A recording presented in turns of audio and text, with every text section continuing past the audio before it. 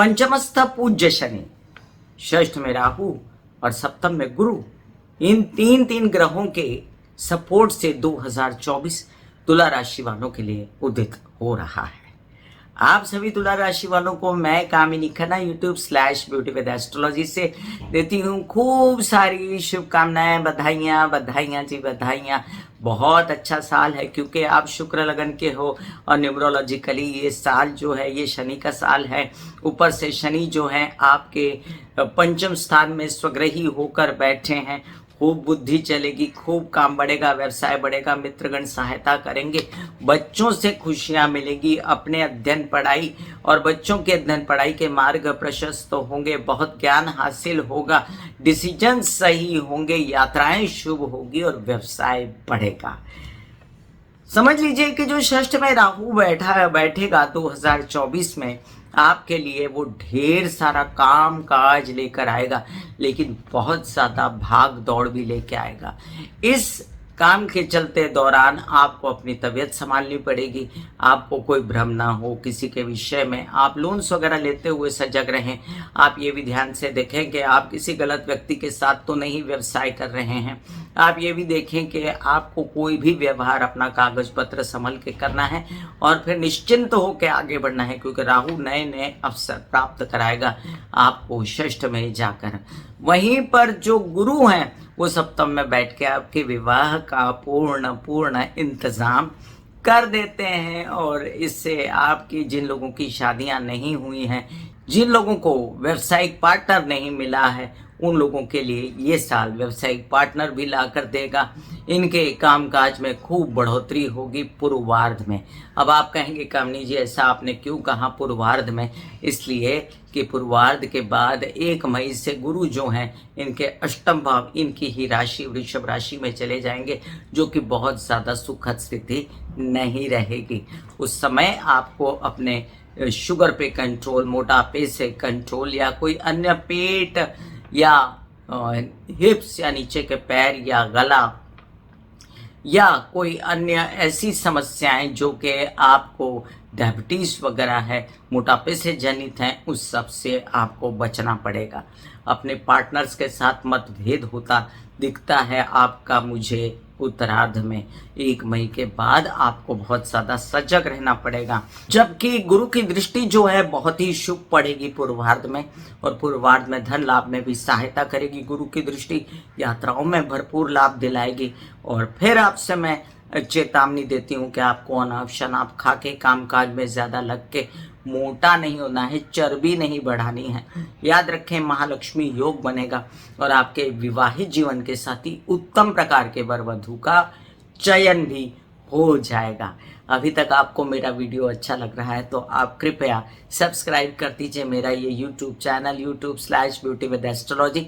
जब आप सब्सक्राइब करेंगे तो पॉपअप होकर ऊपर बेल बटन आएगा और उससे क्लिक करते ही मेरे चैनल की सभी जानकारियाँ आप तक सबसे पहले पहुंच जाएंगी। जिन लोगों को कंसल्टेंसी चाहिए उन लोगों के लिए मैंने व्हाट्सएप नंबर दिया हुआ है। शनि की दृष्टि भी है लाभ भाव पे और गुरु की भी दृष्टि है पूर्वार्ध में, लेकिन उत्तरार्ध में सिर्फ शनि की दृष्टि रह जाएगी लाभ भाव में, और शनि की दृष्टि आपके धन भाव पर भी रहेगी। तो जो धन आप कमाएंगे व्यवसाय में उसको केसेस विवाद में खत्म करना कहाँ की समझदारी रहेगी उत्तरार्ध में। तो आपको बहुत सावधान होकर अपने इन चीज़ों से चलना है। पैतृक संपत्ति के लिए जो भी हलचल करनी है वो पूर्वार्ध में कर लीजिए। पूर्वार्ध के बाद आपको इन सब चीज़ों में ना पड़ने की सलाह देती हूँ मैं आपको। अपने ताया चाचा पिता समान बड़े भाई बहन के साथ अपना व्यवहार अच्छा बना के रखिए ताकि ये लोग आपकी सहायता व्यवसाय में करते रहें, आपके जीवन में किसी भी समस्या से आपको निकालें। अपने परिवार से भी रिलेटेड आपको कई बातें ध्यान रखनी है। अपने परिवार के साथ आपके अच्छे संबंध रहें, इसके लिए आप जो है महामृत्युंजय के जाप या हनुमान जी की आराधना कर सकते हैं। 7 बार हनुमान चालीसा पढ़ना और 7 बार संकट मोचन पढ़ना आपके लिए अति उत्तम रहेगा। वहीं पर जो गुरु की दृष्टियां आपको सपोर्ट कर देती हैं वो आपको किसी भी बुराई से और पैसे की जो खींचतान है उससे बचाती हैं। लेकिन यही गुरु की दृष्टि आपको उत्तरार्ध में भी सपोर्ट करेगी, क्योंकि अष्टम में गुरु जाके आपके धन भाव को देखेगा और आपका संचित धन जो शनि नष्ट करने के पीछे लगे होंगे उससे बचाएगा, आपके परिवार को फिर भी आपसे मनमुटाव नहीं करने देगा। हालांकि गुरु की जो अगली नवम दृष्टि है वो नीच के आपके घर परिवार के स्थान पर पड़ रही है। माता की तबीयत संभालना उत्तरार्ध में ज़रूरी रहेगा। और ये भी याद रखिए कि आपके लिए यही गुरु की दृष्टि द्वादश भाव पे भी पड़ रही है, तो प्रेम संबंध खराब नहीं करने हैं, विदेश रिलेटेड काम संभल के करने हैं और अपने कोई खर्चे अनाप शनाप भी मत करिएगा। केतु के 12वें बैठने की वजह से अब आप वैरागी सा आपका दिमाग हो गया है। ठीक है, कमा रहा हूँ, कर रहा हूँ, और उसके बाद जो है क्या है दुनिया में, ये सब ढकोसला है, ये सब बेकारबाजी है और मुक्ति ही सबसे बड़ी चीज़ है। धार्मिक होना कोई बुरी बात नहीं, लेकिन धार्मिक के साथ साथ इंसान को सांसारिक भी होना चाहिए, क्योंकि वो इसी संसार में रहता है, इस संसार से हट के कहीं नहीं रहता है। याद रखें कि आपके कुछ ऐसे काम विदेश रिलेटेड होंगे, उनको आधा छोड़ के मत आ जाइएगा। आपको कोई भी काम करना है, कोई भी खर्चा करना है, कोई भी मांगलिक कार्य करना है, उसको किसी को भी आधा छोड़ के आपको नहीं आना है। जब जब आप शुक्र की स्थिति को हम देखेंगे, तुला राशि का जो लग्नेश है वो वृश्चिक राशि में रहते हुए शुक्र जो है प्रवेश कर जाएंगे 2024 में, और शुक्र को एक अच्छी स्थिति मिलती है 7 मार्च के बाद और 12 फरवरी के बाद, जब वो मकर राशि में आते हैं, और इसके बाद ये 7 मार्च को कुंभ में शनि के साथ आते हैं, वो भी एक अच्छी स्थिति है। इसके बाद ये उच्च के हो जाते हैं 31 मार्च को 25 दिन के लिए। उसके बाद ये 24 अप्रैल को मेष में जाते हैं। तो कितने दिन मैंने गिनाए आपको? ये मैंने गिनाए 12 फरवरी से लेके 24 अप्रैल तक। तो आप समझ लीजिए 1 से 2 से 3 महीना आपके लिए बहुत अच्छा है, जो कि 12 फरवरी को स्टार्ट होगा और जो अंत करेगा इसका 24 अप्रैल के लिए। 25 दिनों के लिए थोड़ा बहुत इधर उधर हो सकता है, उसके बाद भी अच्छी स्थिति बनेगी। और 19 मई को शुक्र जो है वृष राशि में प्रवेश करके स्वग्रही हो जाएंगे 25 दिनों के लिए। वहां पर फिर एक अच्छा दौर शुरू होगा, क्योंकि आगे ये फिर मिथुन राशि में रहेंगे। 1.25 महीना ये भी अच्छा रहने वाला है। तो 2024 में एक मोटा मोटा बीच का 25 दिन छोड़ दें तो 12 फरवरी से लेके आपके लिए बिल्कुल 6 जुलाई तक ये पीरियड बहुत अच्छा जा रहा है। आपको क्या करना है, जब तक 1 मई तक गुरु आपके अष्टम भाव में जाता है तब तक आपको अपने सारे काम बनाने की पूरी कोशिश करनी चाहिए। और कोई भी तड़जोड़ करनी है, व्यवसाय में ससुराल पक्ष से उलझने हैं, जो भी है, शादी करनी है, फटाफट आप लोगों को इन चीज़ों का बंदोबस्त करना चाहिए। अब देखिए कि आपको एक अच्छी स्थिति साल के एंड में भी मिल रही है, जब शुक्र फिर से 2 दिसंबर को मकर राशि में प्रवेश करते हैं और फिर वर्ष पर्यंत ये स्थिति अच्छी रहेगी। अगर मैं ऐसे कहूं कि किसी भी राशि वाले को अगर 4-5 महीना अच्छा निकल जाए किसी साल में, तो वो साल उसके लिए बहुत अच्छा साल होता है। बाकी ग्रहों का भी तो असर होगा आपके ऊपर।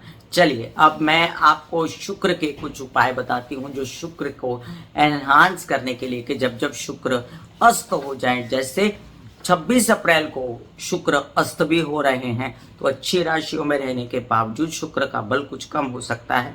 और 7 जुलाई को ये उदित होंगे, तो 2 महीना 10 दिन के लिए आपको क्या उपाय करना है? आप पढ़ सकते हैं दुर्गा सप्तशती, आप कर सकते हैं दुन दुर्गाय नमः के जाप, आप कर सकते हैं ओम महालक्ष्मी नमः के पाठ। मैं पहले भी वृषभ राशि के अंतर्गत आपको शुक्र के कई सारे उपाय बता चुकी हूँ, जिसमें डायमंड पहनना, या आप पहन सकते हैं डायमंड के लिए ना कभी पैसा हो तो आप पहन सकते हैं जर्कन अमेरिकन डायमंड, या आप अगर शुक्र चंद्र सहयोग हो तो आपको ओपल भी पहनना ठीक रहता है। सफ़ेद कपड़े, पिंक कपड़े पहनना अपर बॉडी में। इसके अलावा घर का रख रखाव अच्छा रखना, अपना खुद सज धज के रहना, मेकअप वगैरह हमारी स्त्रियां अगर करके रहें, शुक्र जागृत रहता है। सेंट लगाना, बच्चों में मीठा बांटना, चॉकलेट बांटना, या बच्चों को खुश रखना, और इसके अलावा घर की स्त्रियों की इज्जत करना, ये शुक्र का बहुत बड़ा उपाय है। अगर आप घर की स्त्रियों की इज्जत नहीं करते तो शुक्र नाराज हो जाता है। मैं इस वीडियो के डिस्क्रिप्शन में सारे शुक्र के उपाय डाल रही हूँ, मंत्र जाप डाल रही हूँ, आप वो कंठस्थ कर सकते हैं, घर में लगा सकते हैं। और साथ में बोल सकते हैं, तो उससे आपके घर में पॉजिटिविटी रहेगी और शुक्र के सभी उपाय कर सकते हैं। इन शॉर्ट 2024 तुला राशि के लिए बहुत अच्छा साल है। God bless you all. ये भी समझ लीजिए कि पीछे आपकी ढैया खत्म हो गई थी और अब आप चले एक नई दिशा की ओर। ऐसे बॉडी को बोला जाता है कि आप रिलैक्स हो रहे हो, आप रिलैक्स हो रहे हो, वाकई में वो रिलैक्स हो जाती है।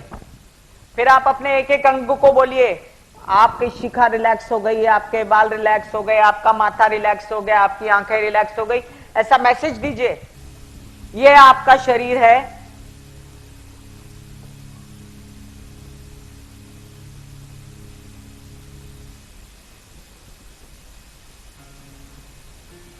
और आपकी बॉडी में मेडिटेशन जो है करने से पहले आपकी ये अवस्था होती है जैसे आप सब अभी बैठे हो। यहां पर आपके कुंडलिनी शक्ति का निवास होता है जिसे गुदा द्वार कहते हैं।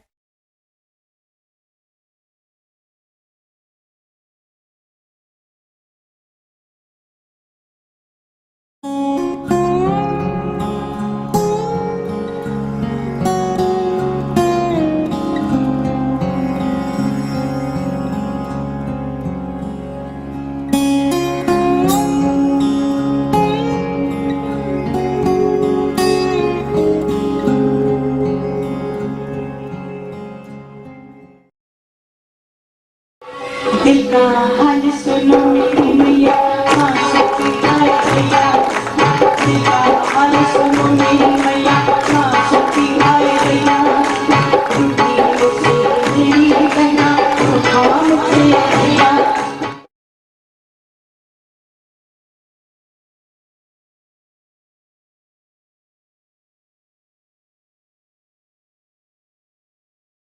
जो मेरे विचारों में बहती है, जो नहीं हो करके भी है। माँ देखिए, चलो ख्यालों में ही सही, नींद न सही, जागती आंखों का सपना ही सही, झूम लेने